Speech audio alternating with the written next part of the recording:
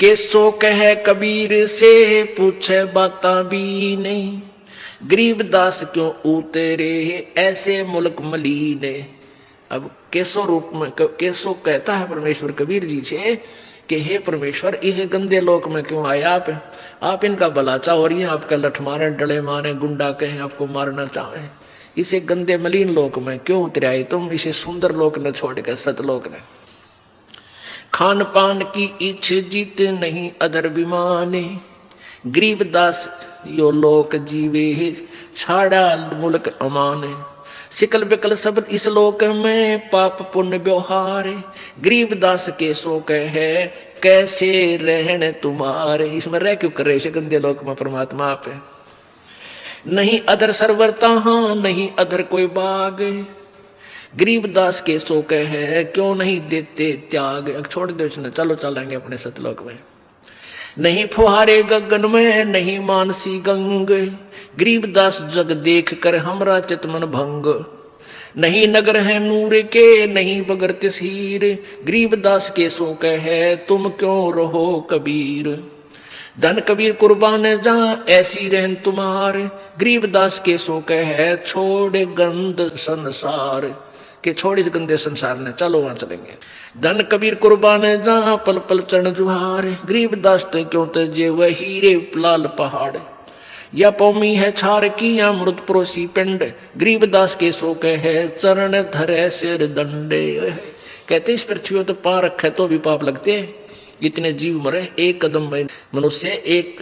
कहते हैं पृथ्वी ऊपर पग जो धारा करोड़ जीव एक दिन में मारे। परमात्मा कबीर जी भी समझा रहे थे उसको, धर्मदास जी को।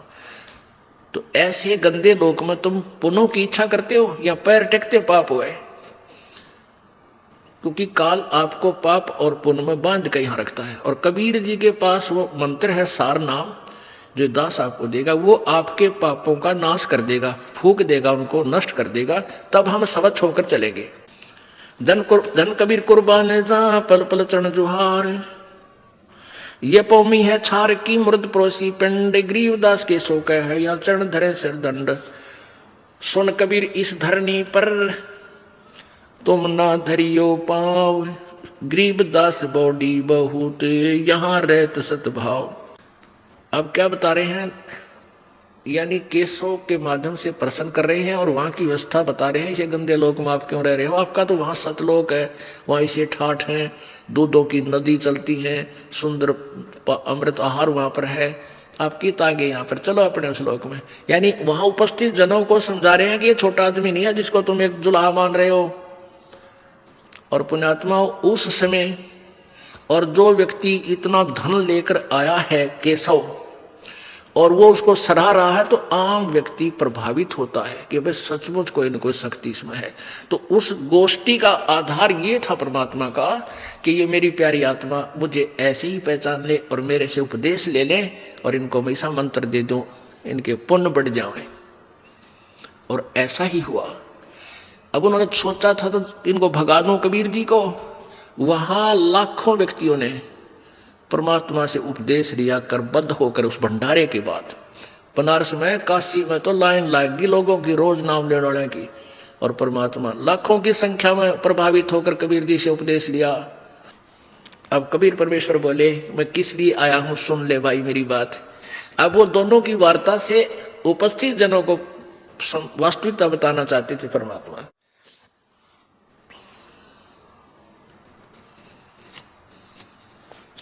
सुन कबीर अब बंदना, सुन केशव अब बंदना, कह कबीर संदेश, गरीबदास सर्वलोक में है अमरा परवेश। अब परमात्मा कहते हैं सुन ले केशव, पूरे विश्व, पूरे सभी ब्रह्मांडों में मेरा ही हुक्म चलता है। हम अमान अवगत पुरुष और चंबक जो चमकारे, गरीबदास लोहा फिरे हमरे अधर अधार। लोहे रूपी देह है ये चुंबक रूपी प्राण, गरीबदास दोहों से बगल शब्द अतीत अमान। जब हम खींचे प्राण को दम दम मिले दरिया, वे गरीबदास पिंडा पड़े सुन के सो मिल श्वास मिल जावे। सुन हमारा रूप है हम हैं सुन से न्यार, गरीबदास प्राण को हम ही जोहनहार। अब क्या बताते हैं, परमात्मा बता रहे हैं कि हाड चाम की देह में और अमृत दूध सरवंत, गरीबदास इस घट पिंड में ऐसे मिले भगवंत। थन दूधी को चीर के जय कोई खुद जय कोई देखे दूध, गरीबदास उस पिंड में हाड चाम और गूद। अब क्या बता रहे हैं, परमेश्वर केसों का उत्तर दे रहे हैं कि तू इनको निकम्मे आदमी मान रहा है यहाँ ने, पर मैं नहीं मान रहा, क्योंकि ये मेरी आत्मा है और इनमें परमात्मा प्रवेश करूंगा। कैसे आए, कैसे होगी भक्ति प्रवेश, कि जैसे भैंस मही जब होत है, जैसे भैंस नए दूध होती है, गर्भवती होती है, फिर वो बच्चा देती है, तो कितना दूध हो जाता है, बाल्टी भर देती है। और जब तक वो बच्चा नहीं हुआ तब तक उसमें हार्ड और चाम ही था, दूध नहीं था, चाहे ऑपरेशन करके देख ले। तो ऐसे ही जब तक आप जी में, भक्तों में, पुण्यात्माओं में ये परमात्मा कहा करते कबीर जी, ये शब्द रूप से आपके अंदर भक्ति बीज, वचन से भक्ति बीज प्रवेश करूंगा और फिर आपके अंदर वो भक्ति रूपी गर्भ तैयार होगा, फिर दूध रूपी भगवान आप में इस हाडचाम के शरीर में ही होगा, यानी इसी में आप में भक्ति प्रवेश होगी। भक्ति ऐसे होगी जैसे थन दूधी कूची हाडचाम की देह में, जैसे अमृत दूध सरवंत, उस हाड मास चाम के दूध में, शरीर में भैंस के में कहते हैं वो अमृत के साथ दूध भी बन गया। वो किस क्रिया से बना, ऐसे ही जब शब्द रूपी वचन जो आपको दिया जाएगा, इसकी आप भक्ति करोगे, इसकी संभाल रखोगे, तो कहते हैं अपनी भक्ति को फिर ऐसे संभाल के रखना जैसे माता गर्भ को रख यतन बनाए और ठेस लगे तो छन हो तेरी, ऐसे भक्ति नसाए। जैसे माता किसी बहन को, माता को बहुत वर्षों बाद आस हुई हो बच्चे की, फिर वो कितनी चिंतित रहती है, रात्रि के समय भी एकदम उधड़ के पड़ती है, कहीं करवट लेने से मेरे बच्चे पर दाब तो नहीं आ गई, कहीं मेरा गर्भ खराब ना हो जाए, वो सोपन में भी डरती है।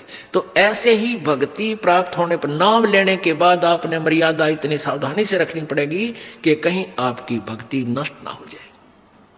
तो परमात्मा कहते हैं गोत ठंडूदी को चीर के पाड़ के जय कोई देखे दूध, गरीबदास उस पिंड में हार्ड चाम और गूद।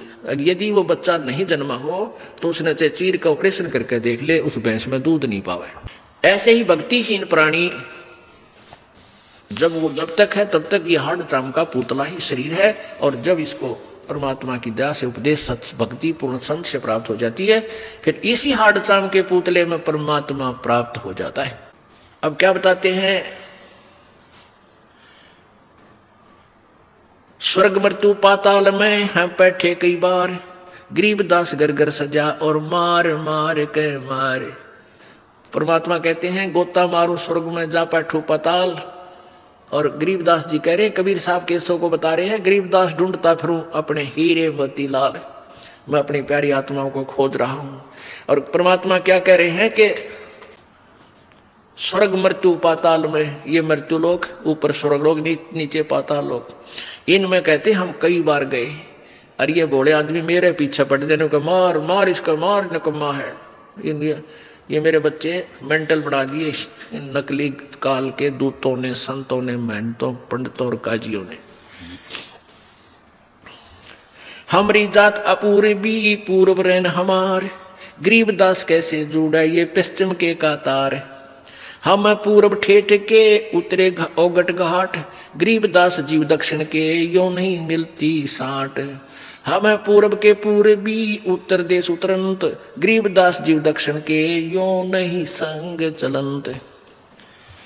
अब क्या बताते हैं कि जैसे दक्षिण भारत के जो व्यक्ति हैं और उत्तर भारत वालों से उनकी ना तो कोई कल्चर मिलता, ना उनकी बोली मिलती, तो परमात्मा कहते हैं कि हम हैं पूर्व के पूर्वी, हम तो सतलोक के रहने वाले हैं, और उत्तर देश उतरंत हम इस भारतवर्ष में आते हैं, और गरीबदास जीव दक्षिण के यो नहीं संग चलंत, यानी ये मेरी भाषा समझ देखो ना, जो मैं कहना चाहता हूं ये समझ नहीं पा रहे, इसलिए मेरा पीछे पड़ रहे, मारो मारो, ये तो झूठ बोला है, झूठ बोला है। जिन हमारी सीख लई काटे काटे जम जंजीर, गरीबदास के सौ सुने हैं ऐसे कहे कबीर।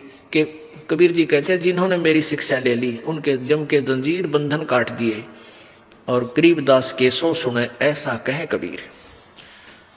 फिर बाजी वेदना रची वैनी जीव अवंत, गरीबदास सतलोक में वो अमर पटा पावंत। कि जो मेरा सत भक्ति ले लेंगे, कबीर जी कह रहे हैं, वो फिर दोबारा लौटकर संसार में नहीं आएंगे, अमर लोक में अमर पटा यानी फॉर एवर के लिए अधिकारी हो जाएंगे। अब जैसे गीता जी अध्याय नंबर 15 के, गीता जी अध्याय नंबर 4 के श्लोक नंबर 5 में गीता ज्ञानदाता कहता है, मेरे और तेरे अर्जुन बहुत जन्म हो चुके, तू नहीं जानता मैं जानता हूं। इससे सिद्ध है कि गीता ज्ञान दाता भी नासवान है, इसकी भी जन्म मृत्यु होती है, तो इसके उपासक भी नासवान ही, अमरपटा नहीं हो सकता उनका। फिर वो अपने मंत्र बताता है 8वें अध्याय के 13वें श्लोक में कि मेरा ओम मंत्र है। गीता जी अध्याय नंबर 17 के श्लोक नंबर 23 में पूर्ण परमात्मा सच्चिदानंद घन ब्रह्म के लिए बताया कि उसका 3 मंत्र का जाप है, ओम तत्सत। ये तत् और सत सांकेतिक है, वो और मंत्र है, ये दास बताएगा। गीता जी अध्याय नंबर 15 के श्लोक नंबर 1 से 4 में कहा है कि जो गीता जी अध्याय नंबर 4 के श्लोक नंबर 34 में जिस तत्वदर्शी संत के विषय में कहा है, वो तत्वदर्शी संत की पहचान ये है कि जो उल्टे लटके हुए संसार रूपी वृक्ष को विस्तार से बता देगा, उसका तना क्या है, डार कौन भगवान है, टहनी कौन है, शाखा कौन है, पत्ते क्या, तो वो तत्वदर्शी संत है। उस तत्वदर्शी संत की प्राप्ति के उपरांत उस परमेश्वर के परम पद की खोज करनी चाहिए, जहां जाने के बाद फिर लौटकर ये जीव संसार में नहीं आते, अर्थात वो पूर्ण रूप से अमर हो जाते हैं। वही परमात्मा कबीर जी अपने विषय में बता रहे हैं कि मैं वो भक्ति देता हूं, वो फिर दोबारा इस संसार में वो प्राणी नहीं आएंगे। जिन हमारी सीख लई काटू जम जंजीर, गरीबदास के सब सुने ऐसे कहे कबीर। फिर बाजी वेदना रची वह नहीं जीव अवंते, फिर नहीं आते हो गरीबदास सतलोक में वो अमर पटा पावंते। अब परमात्मा क्या कहते हैं आखिर में, अनंत कोट बाजी जहां सतलोक में, और ये सारे ब्रह्मंड कहते हैं मैंने रचना की, कबीर जी कह रहे हैं अंत कोट बाजी जहां ये रचे सकल ब्रह्मंडे। कहे कबीर मैं के करूं यू काल करे जीव खंडे। मैं इतना समर्थ हूं, सारे ब्रह्मांड मैंने रचे हैं और सब रचना मैंने की और सब सुख मैं दे सकता हूं इन बच्चों को, पर मैं क्या करूं, ये काल मेरी प्यारी आत्माओं को खंड करवा देता है, नकली संत भेज के, दूत भेज के उनको बहका देता है, क्योंकि पहले अशिक्षित थे सभी, और परमात्मा लाखों को नाम दे कर आते, उसमें से 20-30 हजार वो दूसरे दूत बका बकू के छोड़वा देते कि तो ऐसे बकता है, ये जादूगर है। तो परमात्मा कहते हैं, गरीबदास यानी कबीर साहब बोल रहे हैं, कहे कबीर मैं क्या करूं यू काल करे जीव खंडे। ये मेरे जीवों को मुझसे तोड़ लेता है, मेरे बच्चों को मेरे ऊपर टिके नहीं, विश्वास नहीं बनने देता। तो पुण्यात्माओं, अब ये समय चुना था प्रभु ने कि जब बिचली पीढ़ी आवेगी तो शिक्षा का प्रचार खूब होगा, और मेरे बच्चे मेरे सब सदग्रंथों में मेरी महिमा देख कर मुझे पहचान लेंगे और मेरा विश्वास करके अपना कल्याण करवा लेंगे। तो पुण्यात्मा परमात्मा कहते हैं, समझा है तो सिर दर पाऊं भौर नहीं रे ऐसा दाओ। यदि आपके ये बात समझ में आ गई कि पूर्ण परमात्मा कबीर जी हैं, उनके पूर्ण संत से ही उपदेश लेकर आपका पूर्ण मोक्ष हो सकता है, अन्यथा नहीं। तो फिर बाट क्या की देखे, समझा है तो सिर धर पाओ। सिर पे पांव रखना, खूब स्पीड तो भागना, जैसे कोई आपत्ति में भागता है आदमी, पीछे बहुत भयंकर आपत्ति हो, और सिर पे पांव रखना यानी बहुत तेज दौड़ना। कहते हैं इस भक्ति मार्ग में इतनी स्पीड पकड़ जा, सिर पर पांव धर ले और निकल जाए गंदे लोक से, चलो सतलोक में। बोलो सतगुरुदेव। परम पिता परमात्मा पूर्ण ब्रह्म, परम अक्षर ब्रह्म, सारी सृष्टि के रचनहार, कुल मालिक कबीर देव, कबीर साहब, ये वही परमात्मा है जो बनारस के अंदर एक जुलाहे का रोल करने के लिए सतलोक से अवतरित हुए थे। कबीर परमात्मा ने किसी माँ से जन्म नहीं लिया। गरीबदास साहिब जी ने अपने परमेश्वर की यथार्थ जानकारी देते हुए कहा है कि ना सतगुरु जननी जने, उनके माँ ने बाप, और पिंड ब्रह्मांड से बाहर है जहां ना तीनों ताप। वो परमेश्वर पूर्ण ब्रह्म है, पूरे असंख्य ब्रह्मांडों के कंट्रोलर यानी कुल के मालिक हैं, वासुदेव हैं। वासुदेव का अर्थ होता है जिसकी सबके ऊपर प्रभुता हो, जिसका सब जगह निवास हो, जो सबके ऊपर वसता हो, वो परमात्मा अर्थात सबका कुल का मालिक, सबका कंट्रोलर, उसको वासुदेव कहते हैं। आज सुबह के सत्संग में आप जी ने सुना, परमात्मा हमें यह संदेश देने आए थे कि कैसे एक भक्त की रहनी और करनी और कैसे उसका विचार होना चाहिए और क्या डिमांड करे भगवान से। अब हम, क्योंकि जिसके संतान नहीं है वो यहाँ केवल संतान ही उद्देश्य लेकर आता है कि हे भगवान मेरा एक पुत्र हो जा। जो रोगी है वो यही उद्देश्य लेकर आता है, हे भगवान मुझे स्वास्थ्य प्राप्त हो, मैं स्वस्थ हो जाऊं। निर्धन है वो यही डिमांड करता है चरणों में आकर के परमेश्वर जी के कि हे भगवान मुझे धन मिले, ऐसे ऐसे मैं कुछ ऐसा करूं। परमात्मा कहते हैं कि जो तुम्हें डिमांड करनी चाहिए वो तुम्हें याद भी को ना। वो क्या मांगना चाहिए प्रभु से? कहते हैं मान लीजिए आप एक पुत्र मांग लोगे, पुत्र दे दिया आपको। परमात्मा सब कुछ कर सकता है, तो फिर क्या होगा? पुत्र आपको दे दिया, भक्ति आप में बनी नहीं, फिर आप उस पुत्र की परवरिश करके ब्याह शादी करके निश्चिंत हो जाओगे, सोचोगे हम निश्चिंत हो गए, नहीं, महादुर्गति को प्राप्त हो जाओगे। फिर लास्ट में परमात्मा से दूर हो जाओगे।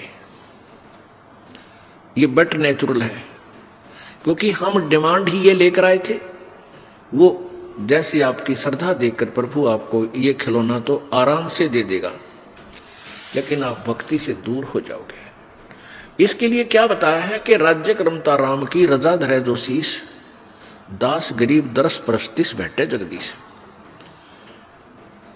कि परमेश्वर परमात्मा कबीर जी, अब आप उसके शरण में आ गए हो तो अब भगवान पर छोड़ दे। परमात्मा जो भी आपने अपने बच्चे के लिए, अपनी बच्ची के लिए उचित समझा प्रभु वही करना, क्योंकि हमारे दीर्घ रोग लगा हुआ है जन्म और मृत्यु का। और ये हॉस्पिटल जो परमेश्वर कबीर जी का है, ये दास यहाँ पर उन्होंने डॉक्टर बना दिया, नौकर उनका। तो यहाँ जो डॉक्टर कहे वैसे ही मरीज को चलना चाहिए, अपनी नहीं चलावे। यदि रोग कटवाना है तो फिर समर्पित कर दे, डॉक्टर जो भी करे वही वो आपके हित में ही करेगा, आप अपनी डिमांड ना रखो। तो परमात्मा कहते हैं राज्य क्रमता राम की रजा धरे जो शीश, यानी राज्य में उस मालिक की रजा में ही प्रसन्न रहे, जो वो करे वो सही करता है, कभी गलत नहीं कर सकता। इसलिए जो मालिक आप यहां डिमांड करते हो और वो उचित नहीं जानता आपके लिए, और वो नहीं देगा, क्योंकि आप उसके ट्रीटमेंट के अंदर हो। जैसे कोई रोगी है, शुगर का मरीज, और वो मांगता है कि मुझे कुछ चीनी खाने दो, चीनी दे दो डॉक्टर जी, और डॉक्टर नहीं, जो उसको शुगर चीनी दे देगा, मांगता रहेगा। हाँ, उसको मारना ही है तो ठीक है, ले भाई चीनी खा ले। हाँ, डॉक्टर नहीं देगा, बाहर जाकर किसी से मांगोगे वो दे देगा आपको आदेश, भाई मांग रहा है दे दे, वो आपकी जान का शत्रु बन जाएगा। परमात्मा हमें याद दिलाते हैं क्या मांगू कुछ थिर न रहाई, देखत नैन चला जग जाई। 1 लाख पूत 1.25 लाख नाती, उस रावण के दीवान बाती। अब क्या बताते हैं परमात्मा, याद दिलाते हैं कि कुछ विचार कर लेना कि क्या मांगू, कोई भी चीज स्थिर नहीं है, स्थायी नहीं। 1 लाख पूत 1.25 लाख नाती, और उस रावण का आज कोई दीवा न बाती। 1 लाख पुत्र थे रावण का, 1.25 लाख उसके एक से एक यानी अच्छे नाती थे, रिश्तेदार रिलेटिव थे। और फिर उस रावण के आज कोई दीपक लगाने वाला भी शेष नहीं रहा। क्या मांगू कुछ थिर न रहाई, देखत नैन चला जग जाई। आपके देखते देखते संसार जा रहा है। परमात्मा कहते हैं साथी हमारे चले गए। कबीर परमेश्वर जी हमें समझाने के लिए आप ही एक दास, आप ही एक संत, आप ही एक भगवान और आप ही तत्वदर्शी संत बनकर लीला करके चले गए। वो हमारे लिए एग्जाम्पल देंगे कि बच्चों, यदि तुमने सफल होना है, मेरे पद चिन्हों पर चलना, मेरे पंथी बन जाना, कबीर पंथी। कबीर पंथी का क्या अर्थ है? जैसे भी कबीर जी ने जो क्रियाएं की और जो भी आदेश हमें दिया, मर्यादाएं बताई, हम उसी पर चलें, उसको उससे दूर ना हो। यानी फिर हम उस मार्ग के राही हैं, हम उसी मार्ग के यात्री हैं। और हम कबीर जी के बताए मार्ग पर नहीं चल रहे हैं, साधनाएं दूसरी कर रहे हैं और कह रहे हैं हम कबीर पंथी हैं, तो हम कबीर पंथी नहीं है। वो कहता रहे, जैसे हमने यहां से दिल्ली जाना है और दिल्ली का रास्ता बता रखा है कि यहां से ऐसे आप हाँसी जाइए, हाँसी से फिर रोहतक, रोहतक से दिल्ली, ये स्टेशन है। तो हम सभी यदि ऐसे ही जा रहे हैं तो हम दिल्ली पंथी हैं, क्योंकि हम दिल्ली की तरफ यात्रा कर रहे हैं। और यदि हम सिरसा की साइड में या लुधियाना साइड में जा रहे हैं और फिर भी कह रहे हैं कि हम दिल्ली पंथी हैं, दिल्ली जा रहे हैं, हम कह अवश्य रहे हैं लेकिन हम दिल्ली वाले रास्ते से नहीं जा रहे, हम विपरीत दिशा में जा रहे हैं। ठीक इसी प्रकार जो साधक कबीर पंथी कहलाते हैं और कबीर जी द्वारा बताए गए उन मंत्रों का जाप उनको प्राप्त नहीं है, वो ज्ञान उनके पास नहीं है, तो वो दिल्ली पंथी नहीं है, वो तो वापस जा रहे हैं, अपने घर के विपरीत जा रहे हैं। ऐसे ही वो सतलोक जाने वाले नहीं हैं, कबीर जी के अनुयायी नहीं। अब उनको कबीर जी का अनुयायी बन जाना चाहिए। ठीक है, भूल में रिश्ता किसी ने गलत मार्गदर्शन कर दिया, दूसरी दिशा में जा रहे हैं और वहां आपको पता लग जाता है कि हम तो गलत चल पड़े, तो वहीं से मुड़ जाना चाहिए। समझदारी सी वह, और फिर हम वापस फिर चलेंगे तो हम फिर कबीर पंथी ही होंगे। वहां से चल पड़ेंगे तो भी हम वापस आ रहे हैं, तो अपने घर को चल दिए, फिर हम किसी ना किसी दिन पहुंच ही जाएंगे। पुण्यात्मा परमात्मा हमें बताया करते थे,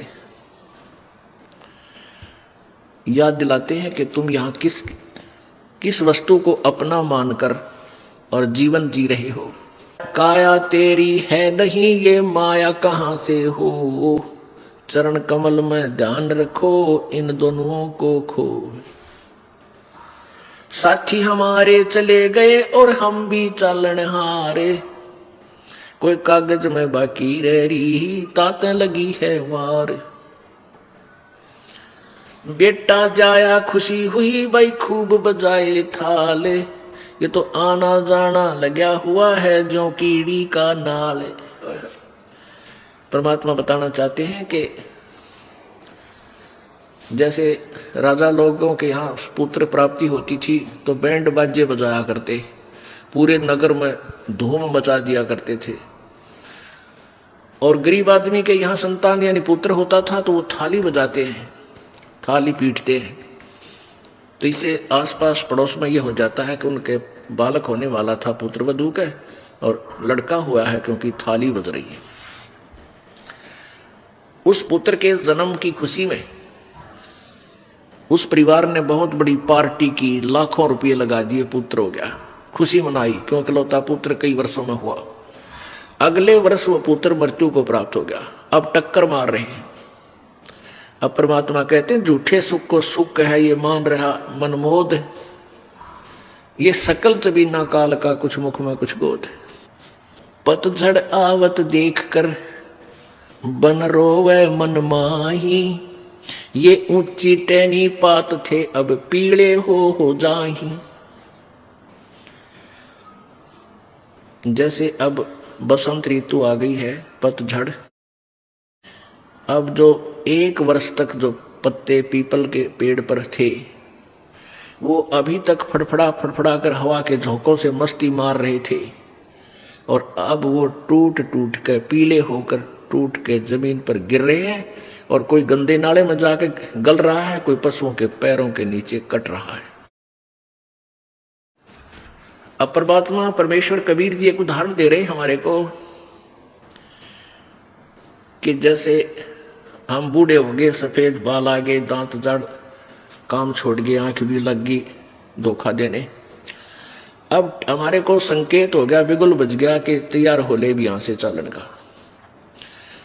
अब बूढ़ों की टिकट कट जाएगी, छोटे छोटे पोते बेटे पोते हो जाएंगे, और 10 20 50 वर्ष में उनकी फिर यही गति हो जाएगी।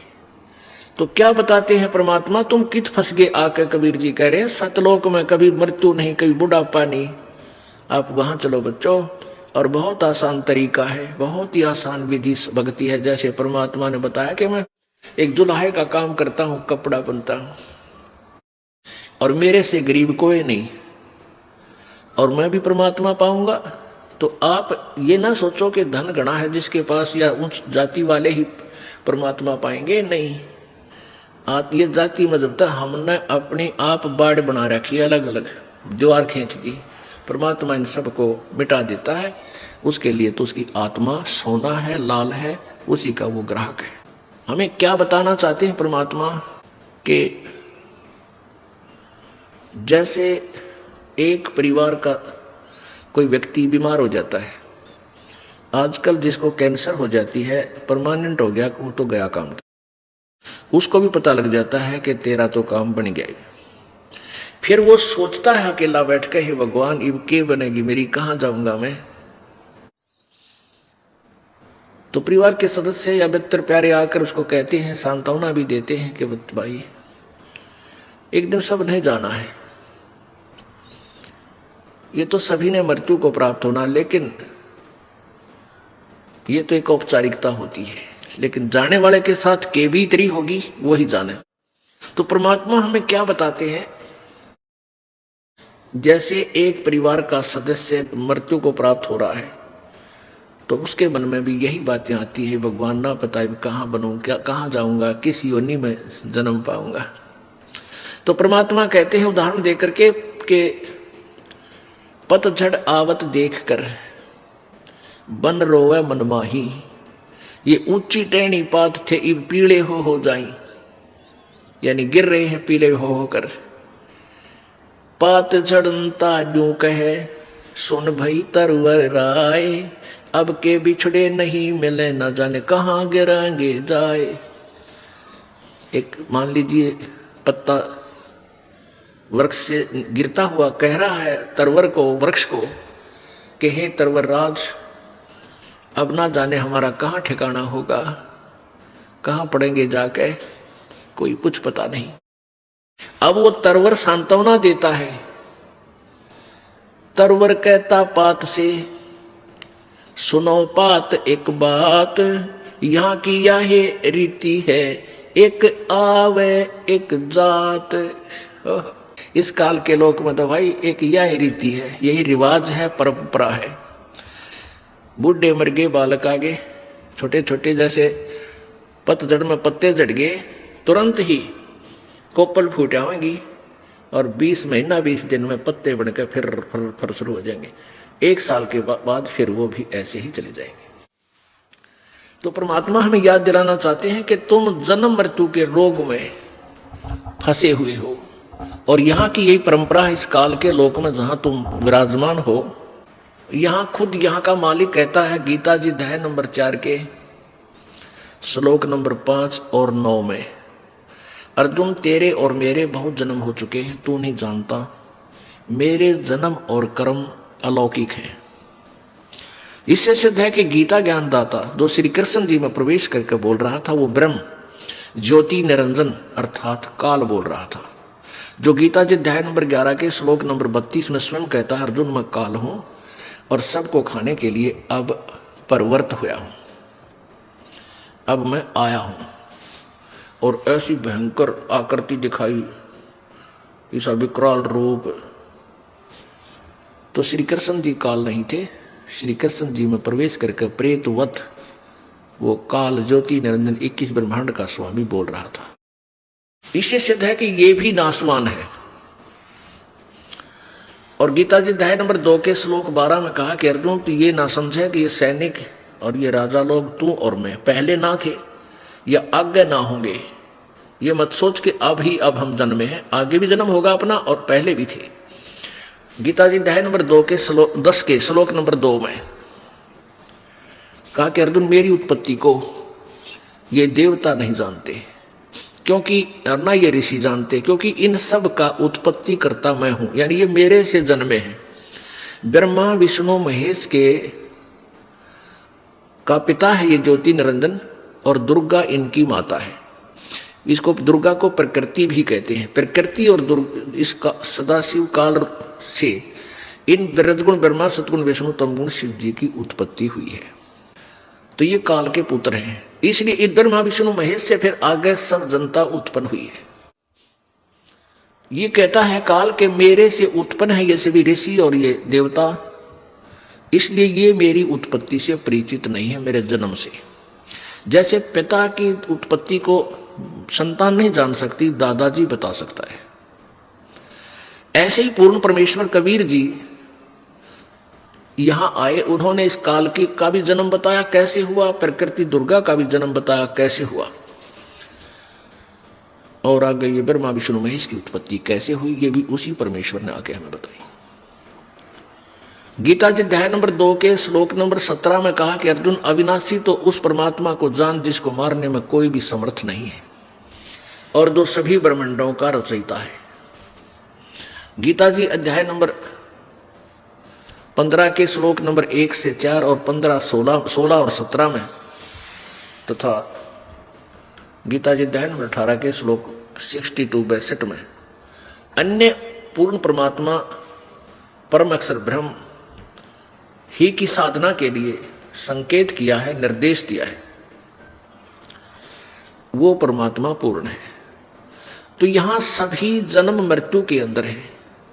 कबीर परमेश्वर जी ने क्या बताया, जग सारा रोगिया रे जिन सतगुरु वैद न जाण्या, जग सारा रोगिया रे, जग सारा रोगिया रे जिन सतगुरु वैद न जाण्या।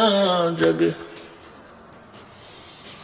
भाई जन्म मरण का रोग लग्या है या तृष्णा बडरी खांसी, जन्म मरण का रोग लग्या है या तृष्णा बडरी खांसी। आवागवन की डोर गले में या पड़ी काल की फांसी, जग सारा रोगिया रे जिन सतगुरु वैद न जाण्या, जग सारा रोगिया रे, जग सारा रोगिया रे।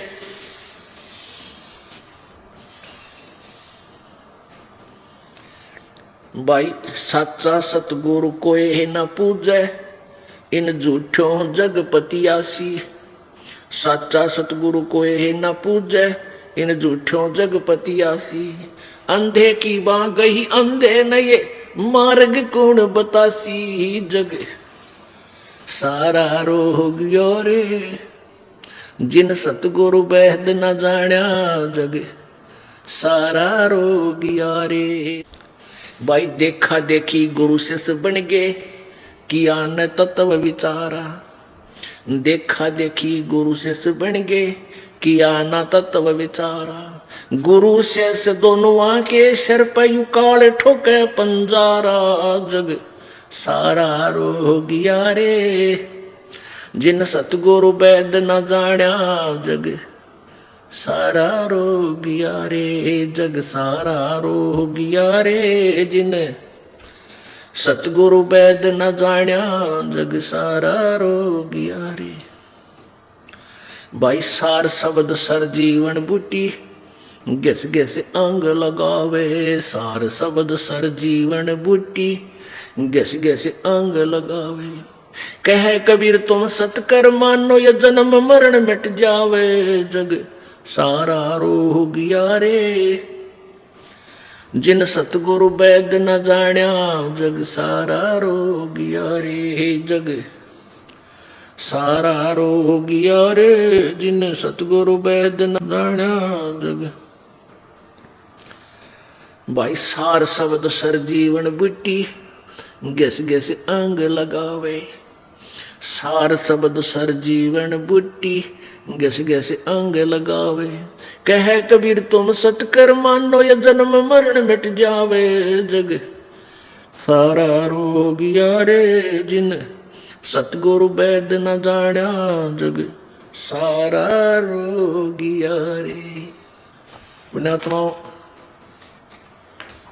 परमात्मा यही बता रहे हैं कि झूठे सुख को सुख कह तू मान रहा मनमोद। ये सकल चबीना काल का, कुछ मुख में कुछ गोद। अब परमात्मा हमें क्या संकेत करते हैं?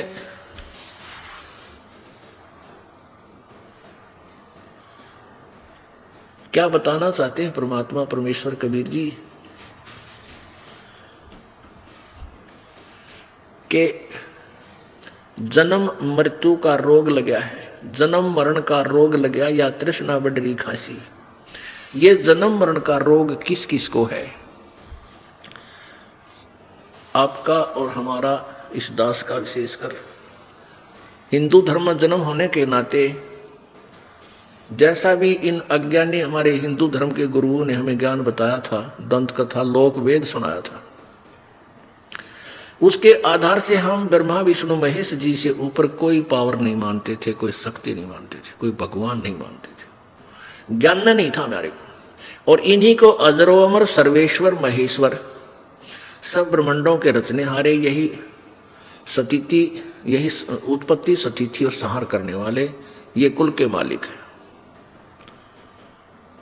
अब पुण्यात्मा, जैसा भी हमें ज्ञान दिया, बच्चे को टीचर 2 दूना 6 पढ़ा रहा है, और जितने भी टीचर आए सभी 2 दूना 6 ही पढ़ा रहे हैं। तो स्टूडेंट्स का दोष नहीं है, विद्यार्थियों का दोष नहीं है। उन्हें तो जैसा टीचरों ने बताया वो गोट लिया। अब 2 दूना 6 कहने वाला तो पास हो नहीं सकता, फेल होगा, अनुत्तीर्ण होगा। तो ये गलती उन अज्ञानी टीचरों की थी जिन्होंने उस बच्चे को ठीक से नहीं पढ़ाया। तो हमारे को जो ज्ञान दिया गया वो शास्त्र के विरुद्ध दिया। जो टीचर सिलेबस से विरुद्ध विपरीत ज्ञान बताता है, वो शत्रु है विद्यार्थियों का। क्योंकि एग्जाम के अंदर, परीक्षा के अंदर सिलेबस के माध्यम से, यानी पाठ्यक्रम से ही प्रश्न आते हैं। अब सबसे पहले ये सतीथि स्पष्ट करते हैं कि ब्रह्मा विष्णु महेश अविनाशी नहीं है। अब पुण्यात्मा, ये शब्द यदि ये दास बगैर किसी लालटेन दिखाए, बगैर सदग्रंथों के प्रमाण दिए ये बात कह दे तो कोई नहीं सुना हिंदू समाज में, और शत्रु बन जा इस दास के। क्योंकि परमात्मा के साथ यही बना था कि सच्चा सतगुरु कोई ना पूजा। तभी तो प्रभु ने अनुभव बताया कि ये किसी आदमी, भाई मैं न साची बताऊं, ये मेरा पीछे पड़ गया, मारो मारो, इतना नकम्मा है, झूठ बोला झूठा है। तो परमात्मा कहते निरंजन धन तेरा दरबार, जहां तनिक नहीं न्याय विचार। कह कबीर सुनो भी साधो, यहाँ सब उल्टा व्यवहार, और सच्चे न तो झूठा बताओ, मैंने झूठा का एतबार धन तेरा दरबार है। ज्योति निरंजन धन है तेरिया, फैलाएगा ये जाल तेरे 21 ब्रह्मांड में, यानी तेरे दरबार में कोई भी न्याय की बात कहने वाला नहीं। तो परमात्मा बताया करते थे, आज से 600 वर्ष पहले प्रभु ने क्या कहा था, धर्मदास ये जग बोराना, कोई न जाने पद निर्वाण। क्या बताते थे परमात्मा के धर्मदास जी, जो परमात्मा की प्यारी आत्मा थी, जिनको परमेश्वर कबीर जी मिले थे मथुरा में, फिर उनको ज्ञान समझाकर अपनी शरण में दिया था। उनको बताते थे कि धर्मदास, क्योंकि धर्मदास जी पवित्र हिंदू धर्म में जन्मे थे, उनके पूज्य गुरुदेव जी रूपदास जी थे, जो विष्णु उपासक थे। राम और कृष्ण, शंकर भगवान और विष्णु जी की उपासना वो बताया करते थे, और ब्रह्मा विष्णु महेश को सर्वेश्वर महेश्वर मृत्युंजय कालज्य बताया करते थे। और उसी पढ़ाई को धर्मदास जी पढ़े हुए थे, तब परमात्मा की और उस प्यारी आत्मा की वार्ता हुई थी। तो परमेश्वर ने बताया था कि धर्मदास, इस पूरे ब्रह्मांडों में कोई भी तत्व ज्ञान से परिचित नहीं है, ना ब्रह्मा जी, ना विष्णु जी, ना शिव जी, इनको वेदों का भी ज्ञान नहीं है, चारों वेदों का भी ज्ञान नहीं है, ना इन कलियुग के ऋषि और महर्षियों को, सतयुग के महर्षि ऋषियों को भी नहीं था। अब इस बात को सुनकर धर्मदास फड़क गया, नो बोला, ये भगवान ऐसा कैसा हो सकता है, ये कैसे हो सकता है कि ब्रह्मा विष्णु महेश को भी ज्ञान नहीं। परमात्मा ने कहा कि आप इन पुराणों को सत्य मानते हो? हाँ जी। तो देवी पुराण में पढ़िए। पुण्यात्माओं, ये जो पुराना रंग हमारे ऊपर इतना हैवी हो गया कि जब तक रह रहेगा प्रमाण आपके सामने पेश ना होंगे, ये मन मानने को नहीं, और हमने इसको बना के छोड़ना। हमने इस दास की ड्यूटी ला दी कि इस मन को सीधा करके और प्यारी आत्मा को एक ही मार्ग पर लगा देना, सर्व ब्रह्मांडों की, यानी पूरे विश्व की। क्योंकि ज्ञान ऐसा है कि ये बड़ छोड़े को नहीं, इसमें कोई बंक रहेगा ही नहीं, और बंक नहीं रहेगा तो माल बढ़िया बिकेगा। यानी जैसे एक कुम्हार घड़ा बनाता है, वो कच्चा घड़ा मिट्टी का गारा से बना रहा होता है, और नीचे एक थप्पड़ सा देकर नीचे हाथ पर कपड़ा बांध देगा ऊपर, और उसके नीचे देता अंदर, और ऊपर एक ऐसे पट पट मारता है, और उसके सारे जो बंग है, उसमें बल है, वो खोट है, उसको निकाल रहा है। यदि वो उस खोट को ना निकाला रखी तो जरा सा भी बंग रह गया, उसमें निशान रह गया बंगा टेढ़ा, एक अन्य का नहीं बिका, वो कितना भैंसा के मुंह तोड़ने का काम आओगा, उन्हें गिरना पड़े ठाके। तो परमात्मा कहते हैं, गुरु कुम्हार शेष कुंभ है, शेष आप तो हो वो कच्चे घड़े, और दास कुम्हार है, और कहते अंदर हाथ सहारा दे के ऊपर मारे चोट। अरे सारे खोट निकल गए तो उसकी कीमत है मटके की, घड़े की, ना तो एक आने का नहीं। तो इसलिए परमात्मा अपने ज्ञान को, अपनी प्यारी आत्माओं को बिल्कुल ऐसा ज्ञान दे दिया कि इसमें कोई खोटे ना रहे, और ये शब्द की चोट, सत्संग की चोट आपके ऊपर लाके आपके अंदर का सारा बल निकाल देंगे, वो बंक। देखिएगा, श्रीमद देवी भागवत अर्थात दुर्गा पुराण, देवी पुराण, गीता प्रेस गुरुपुर से प्रकाशित है। ना संपादक है हनुमान प्रसाद पोदार, चमन लाल गोस्वामी। और ये कहाँ से प्रकाशित है? प्रकाशक एवं मुद्रक हैं गीता प्रेस गोरखपुर, गोविंद मोहन कार्यालय, कोलकाता का संस्थान। इस पुस्तक के, इस पवित्र पुराण के 28 पृष्ठ पे, 28 पृष्ठ पे आपको दिखाते हैं कि ब्रह्मा, विष्णु और नारद और Vyas, the writer of the Purana, Veda and Shrimad Bhagavat Gita, इनको कितना ज्ञान था, व्यास जी को कितना ज्ञान था। अब देखिएगा, ये है पहला स्कंध,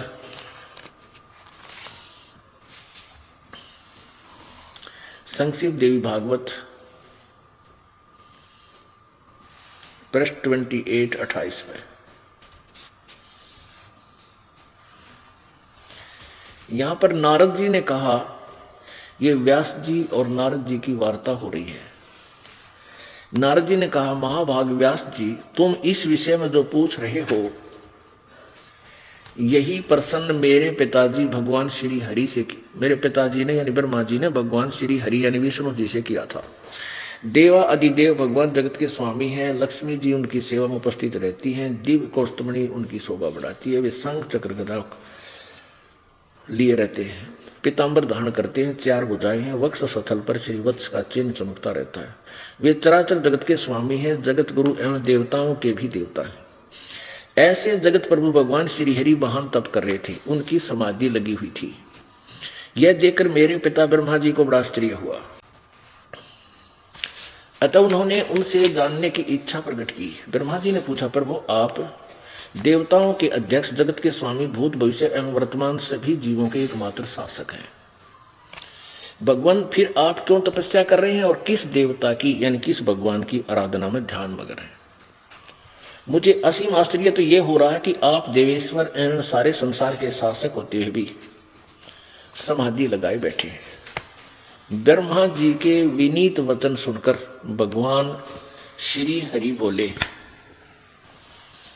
श्री हरि उनसे कहने लगे, ब्रह्मन सावधान होकर सुनो, मैं अपने मन का विचार व्यक्त करता हूं। देवता, दानव और मानव सब यही जानते हैं कि तुम सृष्टि करते हो, मैं पालन करता हूं, और शंकर संहार क्या करते हैं। किंतु फिर भी वेद के पारगामी पुरुष अपनी युक्ति से यह सिद्ध करते हैं कि रचने, पालने और संहार करने की यह योग्यता जो हमें मिली है, इसकी अधिष्ठात्री शक्ति देवी है। वे कहते हैं कि संसार की सृष्टि करने के लिए तुम में राजसी शक्ति का संचार हुआ है, मुझ में सात्विक शक्ति मिली है और रुद्र में तामसी शक्ति का आविर्भाव हुआ।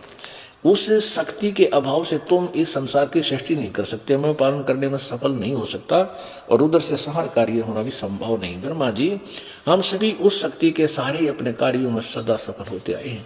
सुवर्थ प्रत्यक्ष और परोक्ष दोनों ही उदाहरण तुम्हारे सामने रखना। सुनो, यह निश्चित बात है कि उस शक्ति यानी दुर्गा के अधीन होकर ही मैं इस शेष नाग की सैया पर सोता और सृष्टि करने का अवसर आते ही मैं जाग जाता हूँ। मैं सदा तप करने में लगा रहता हूँ। उस शक्ति के शासन से कभी मुक्त नहीं हो रह सकता। कभी अवसर मिला तो लक्ष्मी के साथ सुखपूर्वक समय बिताने का सौभाग्य प्राप्त होता है। मैं कभी तो दानवों के साथ युद्ध करता हूँ। अखिल जगत को भय पहुंचाने वाले दैत्यों के विकराल शरीरों को शांत करना मेरा परम कर्तव्य हो जाता है। और यहाँ कमाल कर दिया, मुझे सब प्रकार से शक्ति, विष्णु जी कह रहे हैं, मुझे सब प्रकार से शक्ति के अधीन होकर रहना पड़ता है, इस दुर्गा के।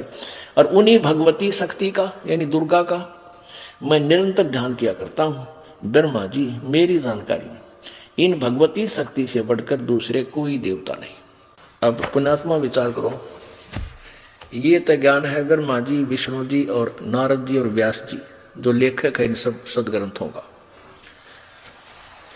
अब पुण्यात्मा, आपको ये भी शंका होगी कि अब व्यास जी ने ये लिख कैसे दिए जब इसको ज्ञान नहीं।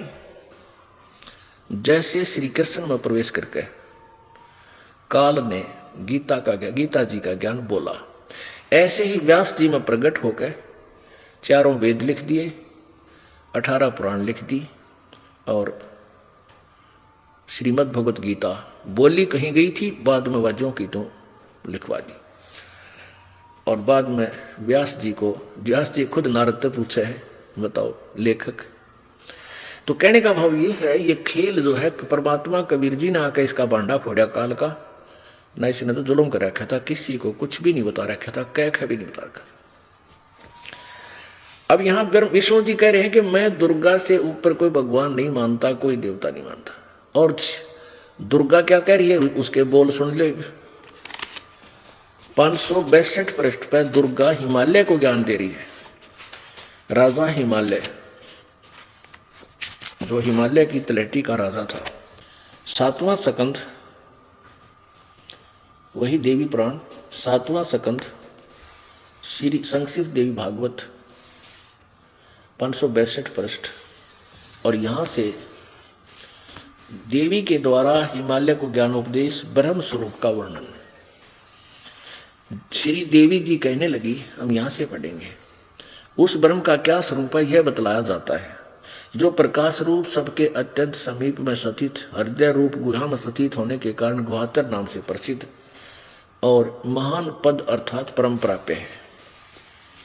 वह समस्त प्रजा के ज्ञान से परे है, अर्थात जिस किसी की बुद्धि माने वाला नहीं है, यह तुम जानो। जो परम प्रकाश रूप है, जो सूक्ष्म से भी अत्यंत सूक्ष्म है, जिसमें संपूर्ण लोकों में निवास करने वाले प्राणी स्थित हैं, वही यह अक्षर ब्रह्म है। वही सबके प्राण है, वही सबकी वाणी है, वही सबके मन है, और यह सब परम सत्य और अमृत तत्व है। अमृत अविनाशी तत्व है। सौम्य उस वेदने योग्य लक्ष्य का तुम वेदन करो, मन लगाकर उसमें तन्मय हो जाओ। सौम्य उपनिषद में कथित महान अस्त्र रूप धनुष लेकर उस पर उपासना द्वारा तीक्ष्ण किया हुआ बाण संधान करो, और फिर भावानुगत चित्त से के द्वारा उस बाण को खींचकर उस अक्षर रूप ब्रह्म को ही लक्ष्य बनाकर वेदन करो। परमण ओम धनुष है, जीवात्मा बाण है, और ब्रह्म को उसका लक्ष्य कहा जाता है। सिद्ध स्पष्ट कर दिया। ब्रह्म तो पूज्य है दुर्गा अनुसार, दुर्गा जी के वचन अनुसार, और ओम उसका मंत्र है, जीवात्मा उसका जाप करे। उस एकमात्र परमात्मा ही को जानो, यानी ब्रह्म को। दूसरी बातें छोड़ दें, सब बातों को छोड़ दे, यानी किसी की पूजा नहीं करे, मेरी भी नहीं करे, और देवताओं की भी नहीं करे, ब्रह्मा विष्णु महेश की भी नहीं करे। संसार समुद्र से पार होकर अमृत स्वरूप परमात्मा को प्राप्त करने का यही सुलभ साधन है। जिस प्रकार इस आत्मा का ओम के जप के साथ ध्यान करो, इससे अज्ञान में अंधकार से सर्वथा परे और संसार समुद्र से उस पार जो ब्रह्म है उसको पा जाओगे, तुम्हारा कल्याण हो। और वो कहाँ रहता है, स्थान भी बता दिया उसका। वह यह सबका आत्मा ब्रह्म लोक रूप दिव्य आकाश में स्थित है। वहां एक देश